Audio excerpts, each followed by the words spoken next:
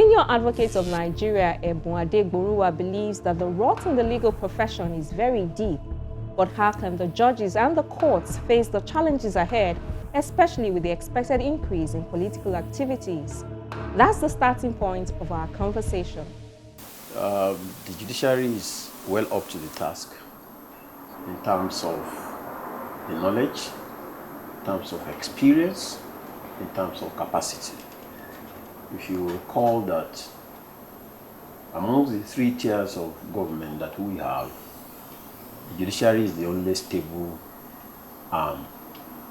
When the military come, they will dissolve the parliament, suspend the executive, even suspend the constitution. But the courts have been the link and the chain between successive governments. So the kind of heritage, the kind of documentation, the kind of precedents and the experience that the judiciary has garnered over the years is incomparable to any other arm of government. But having said that, it also behoves the government, especially the executive, to do its best towards restructuring the judiciary, especially in the areas of funding, infrastructure, and the welfare of judicial officers and judicial staff. It's important that there should be some kind of upgrade in the working conditions of judicial officers. For instance, in Lagos State, probably the last time salaries of judges were increased was during the tenure of the current vice president, when he was the Honorable Attorney General. And I think that does not speak well, even though other benefits are granted to them.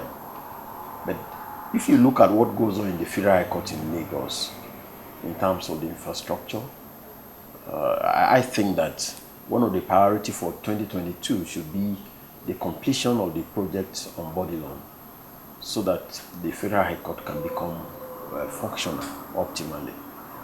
And of course, when you get to the issue of autonomy for the judiciary, it's important that all our state governors should put their acts together and ensure that there is universal agreement and implementation in terms of the agreement they had with Judicial Staff Union of Nigeria.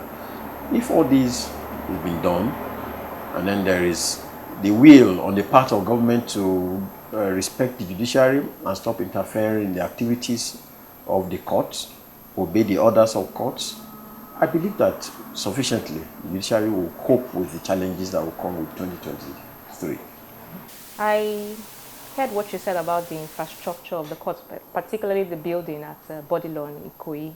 I recall that the chairman House Committee of Judiciary was in Lagos some 2 months back, and the contractors gave an undertaking, or I think it was part of the agreement, that they actually did say that that project will be completed by the first quarter of this year. So we'll look forward to that. But having said that, I want to also look at the role of lawyers. What can the legal profession do to enforce discipline and sanity and less of forum shopping among lawyers, especially as we go towards the elections?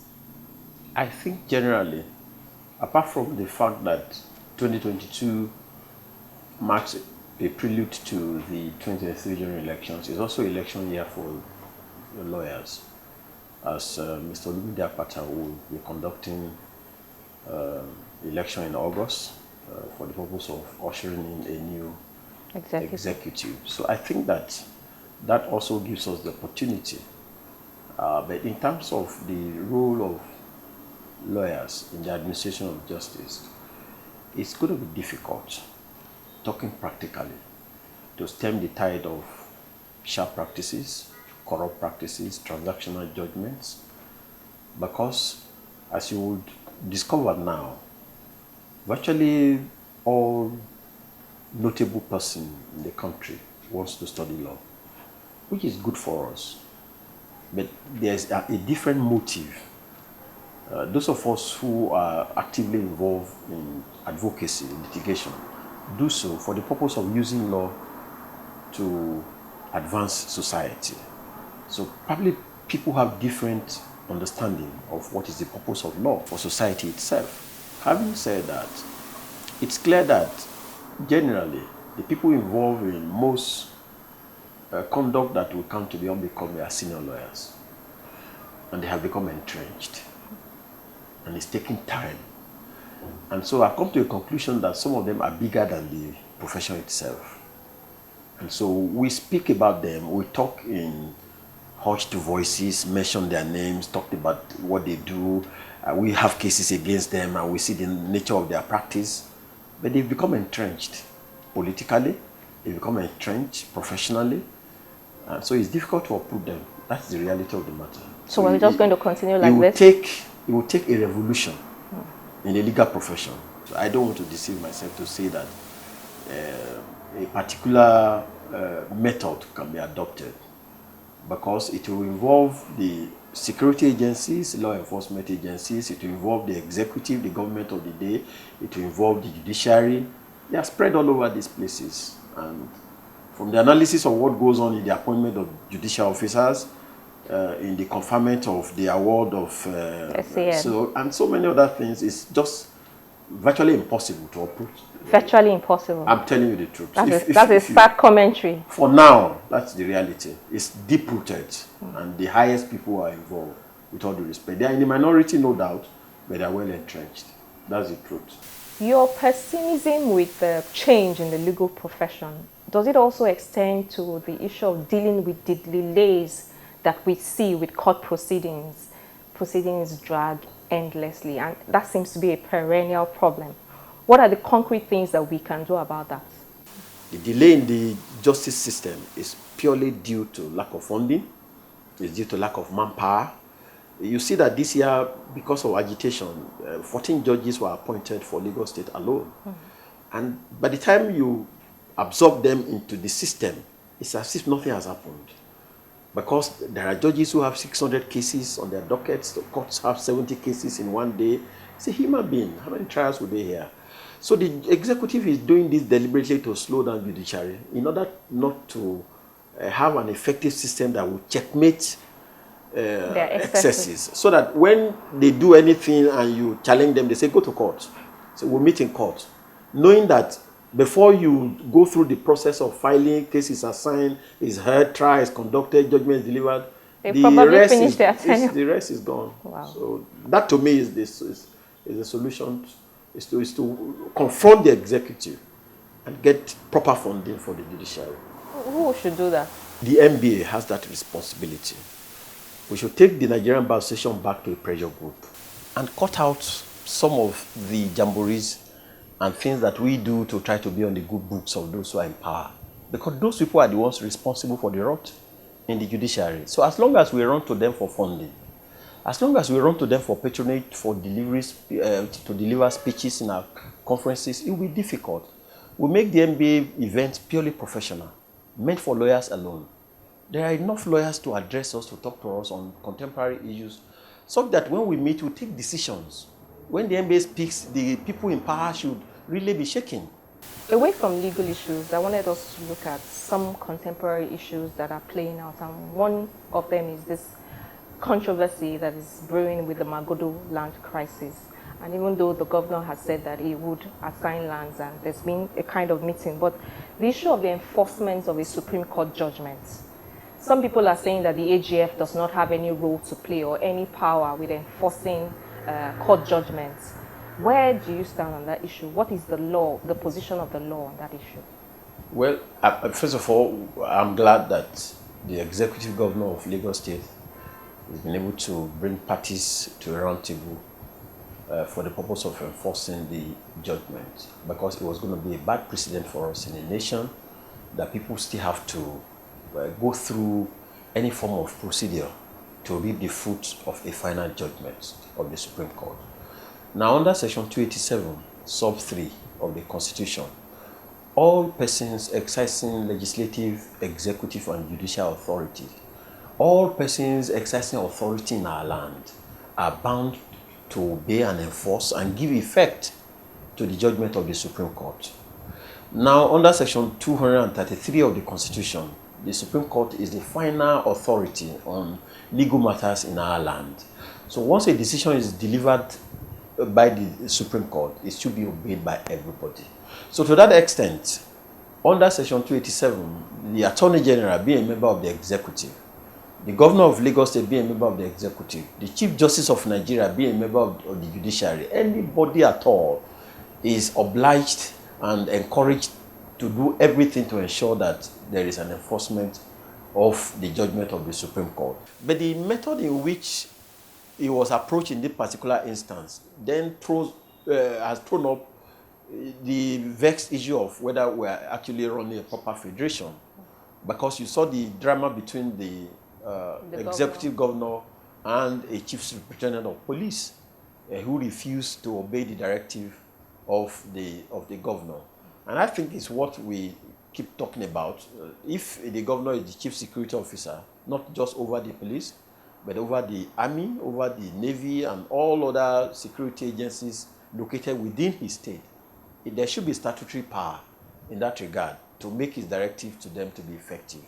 Because the proviso under Section 215 of the Constitution is that the Commissioner of Police in a state is bound to obey lawful directives given by the governor, except that if he gets back to the president or the Inspector General of Police and they give a contrary directive, he is bound to obey the latter, which means more or less the governor is powerless in terms of security in the land. So given that the National Assembly is currently embarking on the exercise of constitutional amendment, it's important to look at Section 215 to ensure that governors in the states have some modicum of power over security in the state, and also the issue of devolution of power to achieve state police. Let's talk about the issue of late Sylvester Oromoni, the 12-year-old student of Dowan College. I've read a lot of comments from people who think that with the legal advice of the DPP, the family has been denied justice, because the legal advice clearly says that there's no case, there's no prima facie case made against these people. You haven't been able to link them to the offense committed. And a lot of people think that's the end of the case. Whatever advice the DPP has given is based on prevailing facts. So since it's a criminal matter involving death, I mean, there's no time limit for investigation or prosecution.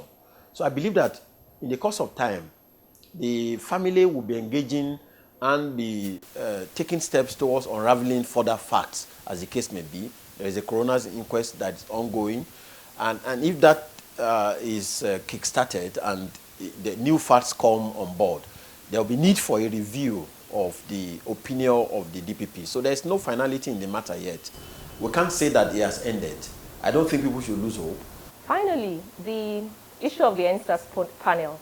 I'm not sure that you've given any interviews. No, I have not, deliberately. Any regrets taking part in that panel, especially with the controversy that trailed the submission of the report? Personally, no. For me, I took my time to consult when I was invited. And I had a conviction in my heart that I had a national assignment to undertake. So I was convinced that I'm properly situated to attend that inquiry on behalf of my constituency, which is civil society, including the Nigerian Bar Association. And so looking back 1 year after, I do accept all responsibility for all actions taken, and I'm glad that I went to the panel. For me, generally, I have no regret. But for people who follow us, for other Nigerians, there is a lot of opinion as to how government operates generally in terms of the capacity to accept, the views of independent people. And then, of course, the second issue is whatever it is that we did at the panel was just an avenue to reconcile. Our purpose was to reconcile government with their grief persons, the youth, the people who are victims of human rights abuses, and the government did a little bit of that in terms of giving some kind of compensation to the victims that we had their petitions and found them meritorious. We paid them immediately. Justice had been met in those cases. The only thing is the issue of the Lekki toll gate. it was an opportunity. We thought that the government would use the report and be able to embrace the younger people, sit down with them on the round table, discuss the issues agitating their mind. Even if you don't accept the report of the panel, a template has been given to you to be able to reach out to the young people and resolve the matter one way or the other. But to throw it completely overboard is quite unfortunate. That's the only thing I can say.